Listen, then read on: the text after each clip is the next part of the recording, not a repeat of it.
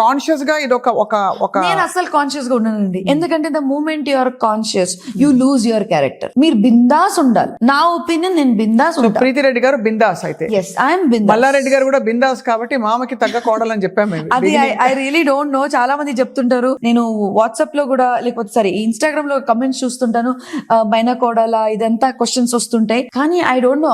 అదే అందుకే కదా డెస్టినీ.